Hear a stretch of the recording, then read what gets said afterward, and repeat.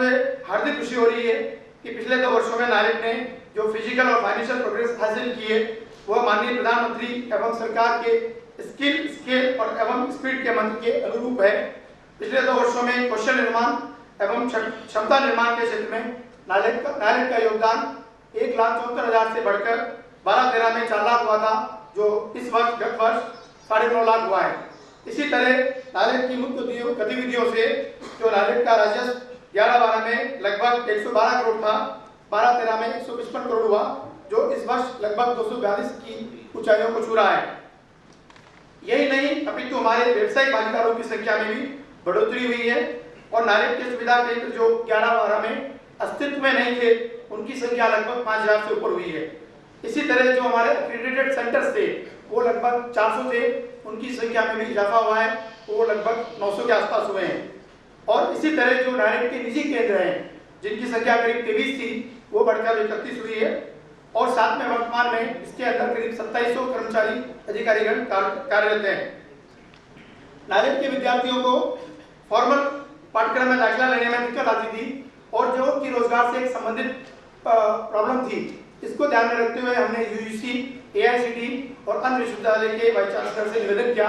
मुझे इस बात की खुशी है कि 3 यूनिवर्सिटी के वाइस चांसलर्स ने हमारे विद्यार्थियों के लिए इस रास्ते को, लेटरल एंट्री को खोला है और अब हमारे कोर्सेज के जो विद्यार्थी नॉन फॉर्मल कोर्सेज करते थे वो लेटरल एंट्री के माध्यम से formal courses like MTech, BCA, BTech में एडमिशन ले सकेंगे। हम उनके बहुत आभारी हैं। नायरेक मुख्यालय के लिए वर्ष 2002 में दिल्ली विकास प्राधिकरण द्वारा 1.25 एकड़ जमीन द्वारका में दी गई थी, जिसके ऊपर की मुख्यालय का बिल्डिंग का कार्य होना था। यह 10 साल से लंबित पड़ा था। हाल ही में विभाग के अनुमोदन के पश्चात नायरेक के मुख्यालय के भवन का निर्माण कार्य शुरू किए जाने हेतु प्रशासनिक एवं वित्तीय मंजूरी सीपीडब्ल्यूडी को दे दी गई है। अगले माह इसके शिलान्यास हेतु हम माननीय मंत्री महोदय से प्रत्यक्ष से अनुरोध करेंगे। इसी तरह नायरेक के दिल्ली केंद्र की कार्यकलापों में काफी विस्तार हुआ है और इसको देखते हुए एनबीसीसी के माध्यम से किदवई नगर में हम निर्मित क्षेत्र का क्रय करने का प्रस्ताव विभाग को प्रेषित कर चुके हैं। नायरेक ने अपने विद्यार्थियों को रोजगार उपलब्ध कराने के लिए और रोजगार में आने वाली दुविधाओं से बचाने के लिए ये प्रयास किए हैं कि एक पोर्टल बनाया है जो कि नायरेक की वेबसाइट पर उपलब्ध है, जिसके माध्यम से एम्प्लॉय और एम्प्लॉयर के बीच में एक कड़ी जोड़ने का कार्य किया गया है।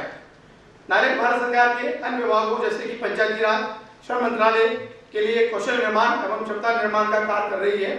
राष्ट्रीय डिजिटल साक्षरता मिशन के अंतर्गत डिजिटल मूल्यांकन का काम भी नायरेक कर रही है, जिसके लिए आज हम इंटेल के साथ एक सॉफ्टवेयर का एमओयू साइन करेंगे।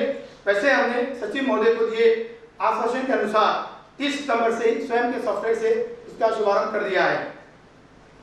नायरेक के सीसीसी पाठ्यक्रम कई राज्यों जैसे कि गुजरात, महाराष्ट्र, उत्तर प्रदेश, बिहार, झारखंड में सरकार रोजगार एवं पदोन्नति से लिंक्ड है और हम आशा करते हैं कि अन्य राज्य सरकारें भी इसको अपने यहाँ पे रेगुलाइज करेंगे, जिससे कि लोगों को एक डिजिटल लिटरेसी का कंसेप्ट डेवलप हो सके, जिससे कि कर्मचारी लोग भी ई गवर्नेंस एप्लीकेशन को प्रयोग कर सके एवं आम जनता तक इसको लाभ मिल सके।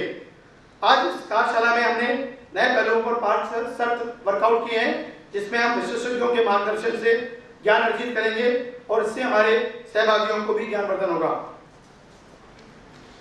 इस कार्यशाला में हमने एक शर्त माई गवर्नेंस पर भी रखा है, जो कि माननीय प्रधानमंत्री श्री नरेंद्र मोदी जी का एक अनूठा प्रयास है और हमारा यही प्रयास है कि हम माई गवर्नेंस के प्रयोग पर कौशल निर्माण का कार्य कर सके, जिससे कि आम नागरिक अपने विचार और सोच को सरकार के साथ साझा कर सके। गत वर्षों में हमने centre for good governance, government of Jharkhand, government of Bihar, government of Karnataka, TCIL, CSC SPB, telecom sector skill, CBSE के साथ एमओयू साइन किए थे। इसके हमें कई लाभ मिले हैं और इसी कारण हमारी फिजिकल और फाइनेंशियल प्रोग्रेस हुई है। इसी बात को ध्यान में रखते हुए आज हम Indira Gandhi technical university for women के साथ एक एमओयू साइन कर रहे हैं, जिसके तहत हम 1 साल का PG diploma course e governance में आरंभ करेंगे और साथ में एक इंटेल के साथ भी एमओयू कर रहे हैं, जिसके माध्यम से हमारे कोर्स को इंटेल वेट करेगी, जो कि इंडस्ट्री अलाइन होंगे। नायरेक के विस्तार को देखते हुए और इस बात को ध्यान में रखते हुए कि प्रत्येक राज्य अपना स्वयं का स्थापित केंद्र करे, हमारा ये प्रयास है कि नायरेक को इंस्टीट्यूट ऑफ नेशनल इंपोर्टेंस, राष्ट्रीय महत्व के संस्थान का दर्जा मिले जिसमें ये संस्था सूचना प्रौद्योगिकी, ई गवर्नेंस, इलेक्ट्रॉनिक आदि के क्षेत्र में अपने स्तर पर नए नए पाठ्यक्रम आरंभ कर सके। पुनः मैं माननीय मंत्री महोदय, माननीय सचिव महोदय, माननीय अतिरिक्त सचिव महोदय, माननीय संयुक्त सचिव महोदय, विभागों के पदारे अधिकारीगण, नायलेट के व्यवसायिक भागीदार, मीडिया प्रतिनिधियों, एमओयू पार्टनर का तहे दिल से शुक्र अदा करता हूं कि आपने अपना बहुमूल्य समय निकाला और यहाँ पधारे। माननीय मंत्री महोदय व माननीय सचिव के डिजिटल इंडिया के विजन को देखकर मुझे पूरा भरोसा है कि आपके मार्गदर्शन में नायलेट आने वाले समय में और ऊंचाइयों को छुएगा और देश की प्रगति में योगदान कर सकेगा। कहते हैं हर कोशिश की एक पहचान होती है, मुश्किलें चंद महमों की मेहमान होती है, वही बदलते हैं रुख हवाओं का जिनके इरादों में जान होती है। जय हिंद। धन्यवाद। Thank you very much for a very articulated and informative talk about NILET. Now I welcome Dr. Ajay Kumar, Joint Secretary, Department of Electronics and Information Technology, Government of India, and Director General, National Informatics Center, to address the August gathering.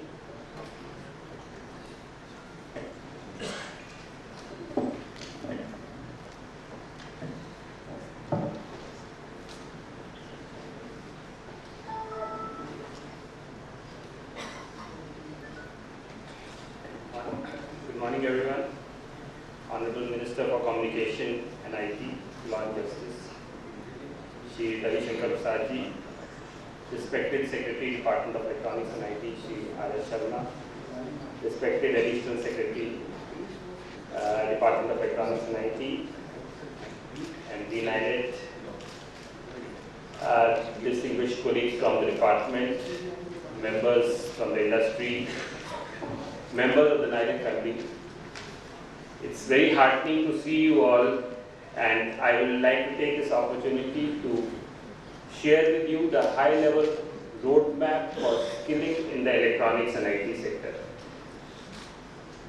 Why we think this is very important is the roadmap that the government has in this sector, in the skilling sector in electronics and IT, cannot be done by government alone. It needs active participation of all of you, and I am sure that you will find the right opportunities where you can actively participate with the government to take this agenda forward. The need for, I do not want to delve on this, but you all know how important it is for India to make sure that the demographic dividend is actually exploited. In the IT sector, there is, it has been projected that we need 10 million more people by 2022. And secondly, at the grassroots level, to transform India into a knowledge society, हर हमारे देश के हर परिवार में कम से कम एक व्यक्ति IT literate हो, ताकि वो इस डिजिटल इंडिया की जो का प्रोग्राम जो हमने चला रहे हैं उसमें वो भागीदारी कर सके। उसके लिए हर परिवार में कम से कम एक व्यक्ति को डिजिटल लिटरेट बनाने का प्रोग्राम है। इलेक्ट्रॉनिक सेक्टर में बहुत ज़्यादा अवसर हैं बनाए जा सकते हैं, और उसमें हमारी सबसे बड़ी ताकत जो है वो है हमारा टैलेंट, हमारा ह्यूमन रिसोर्स। उस टैलेंट, लेकिन हमारे पास अभी भी इलेक्ट्रॉनिक्स के क्षेत्र में वो स्किल डेवलपमेंट प्रोग्राम्स नहीं हुए हैं। पिछले हाल के 10 से 20 वर्षों में ज़्यादातर लोग IT की तरफ चले गए हैं। हमें इलेक्ट्रॉनिक्स में स्किल डेवलपमेंट को रिक्रिएट करना है। इस सेक्टर में 2.8 करोड़ लोगों को हम अपॉर्चुनिटीज दे सकते हैं। इसके अलावा इन दोनों क्षेत्रों में PhD लेवल पे बहुत ज़्यादा अवसर हैं, उनको भी बढ़ाने की आवश्यकता है।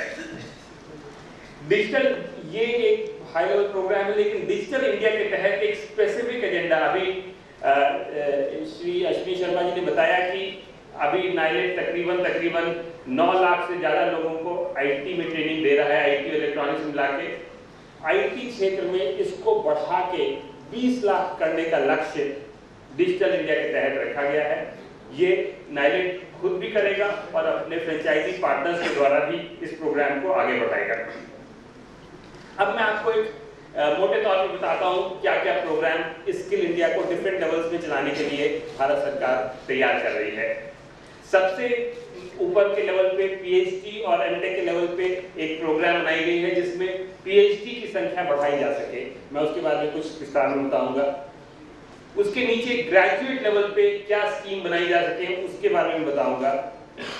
उसके नीचे वोकेशनल लेवल पे क्या क्या स्कीमें बनाई जा सकती हैं, और सबसे नीचे ग्रासरूट लेवल पे हम आम आदमी को जो आईटी से अभी अनभिज्ञ है उसको हम कैसे आईटी के उसके अंदर ला सकें उसके बारे में स्किलिंग प्रोग्राम्स हैं। पीएचडी स्कीम के तहत हमारा लक्ष्य है कि 3000 नए पीएचडी स्टूडेंट्स जो आज की तारीख में हमारे देश में इलेक्ट्रॉनिक्स के क्षेत्र में मुश्किल से 25-30 पीएचडी हर साल बनते हैं और आईटी के क्षेत्र में 50 से 100 के बीच में पीएचडी बनते हैं, उसको अगले 4 सालों में 3000 नए पीएचडी कैंडिडेट्स बनाने का प्रोग्राम है। ये भारत सरकार द्वारा फुली फंडेड प्रोग्राम है। मेजर यूनिवर्सिटीज में, सब यूनिवर्सिटीज में, देश में जहाँ पे भी पीएचडी देने का रिकॉग्निशन है यूजीसी द्वारा, वो सब यूनिवर्सिटीज और एकेडमिक इंस्टीट्यूशंस, रिसर्च सेंटर्स इस स्कीम का फायदा ले सकते हैं। ये स्कीम इसी वर्ष, इसी एकेडमिक ईयर से शुरू हुई है 14-15 से, और मुझे कहते हुए खुशी है कि जो है इस वर्ष अभी तक 200 से ऊपर पीएचडी इस प्रोग्राम के तहत अलॉट हो चुके हैं और आने वाले वर्षों में हम इनको और ज़्यादा संख्या में आगे बढ़ाएंगे। ग्रेजुएट लेवल पे जो सबसे बड़ी समस्या हमारे देश में आती है वो है क्वालिटी की। आज की तारीख में हम 25 से 30 लाख ग्रेजुएट कॉलेजेस से ग्रेजुएट हो रहे हैं, लेकिन सॉफ्ट स्किल्स की दिक्कत है। टेक्निकल ट्रेनिंग में जो स्टूडेंट्स पास आ रहे हैं, इंडस्ट्री को हमेशा ये परेशानी रहती है कि वो एम्प्लॉयबल नहीं है, उनको हम सीधा नौकरी में नहीं जा सकते, उनको हमें ट्रेन करना पड़ता है। इस समस्या को समाधान करने के लिए देश में 7 इलेक्ट्रॉनिक्स एंड आईसीटी एकेडमीज बनाने का प्रपोजल है। इसमें जो प्राइवेट कॉलेजेस के प्रोफेसर्स हैं, आप जैसे फ्रेंचाइजी इंस्टीट्यूशंस के इंस्ट्रक्टर्स हैं, उनकी ट्रेनिंग लेटेस्ट टेक्नोलॉजी में हो सकेगी। ये सारे के सारे किसी आईआईटी या उसी तरह के एक अच्छे एकेडमिक इंस्टीट्यूशन के अंदर ये इंस्टीट्यूशंस क्रिएट किए जाएंगे और यहाँ पे आके रिफ्रेशर कोर्सेज चलेंगे जहाँ पे faculty time to time, technology बहुत तेजी से बदलती है, इसलिए बहुत ज़रूरी है कि वो रिफ्रेशर कोर्सेज चालू किए जाए। ये 7 एकेडमी हमें पूरी उम्मीद है कि इस वर्ष शुरू हो जाएंगी। ईएफसी ने इसका प्रपोजल ऑलरेडी रिकमेंड कर दिया है और फॉर्मल अप्रूवल बहुत ही जल्द आशा करते हैं हो सकेगा। तीसरा प्रोग्राम ग्रेजुएट लेवल पे है वो इंफॉर्मेशन सिक्योरिटी, साइबर सिक्योरिटी बहुत ही इंपॉर्टेंट मुद्दा उभर के आया है और ग्रेजुएट लेवल पे हमें देश में जितने साइबर सिक्योरिटी प्रोफेशनल्स की जरूरत है उससे बहुत कम आज की तारीख में अवेलेबल है। इंडस्ट्री को भी जरूरत है, गवर्नमेंट को भी जरूरत है और उस क्षमता को बढ़ाने के लिए इंफॉर्मेशन सिक्योरिटी के क्षेत्र में एक बड़ा प्रोग्राम, उसका फेज 1 प्रोग्राम मार्च 2014 तक चल रहा था, वो खत्म हो गया है। अब उससे भी बड़ा फेज 2 प्रोग्राम हमने शुरू किया है जिसमें नाइलेट भी पार्टिसिपेट कर सकता है, नाइलेट इंस्टीट्यूशन भी पार्टिसिपेट कर सकती हैं, इंजीनियरिंग कॉलेजेस भी पार्टिसिपेट कर सकती हैं। इसकी फंडिंग भी पूरी भारत सरकार द्वारा हो रही है। इलेक्ट्रॉनिक्स चिप डिजाइन के क्षेत्र में चिप टू सिस्टम्स का एक प्रोग्राम, अगेन ये ग्रेजुएट लेवल पे है, कॉलेज लेवल पे है, आईआईटीज, इंजीनियरिंग कॉलेजेस, एनआईटी वगैरह में चलेगा ये प्रोग्राम। यहाँ पे जैसे मैंने पहले बताया इलेक्ट्रॉनिकी के क्षेत्र में हमारे पास स्किल का अभाव है, उसको बढ़ावा देने के लिए ये प्रोग्राम बनाया जा रहा है। इसका अप्रूवल इन प्रोसेस है, आशा करते हैं कुछ ही महीनों में इसका अप्रूवल हो जाएगा।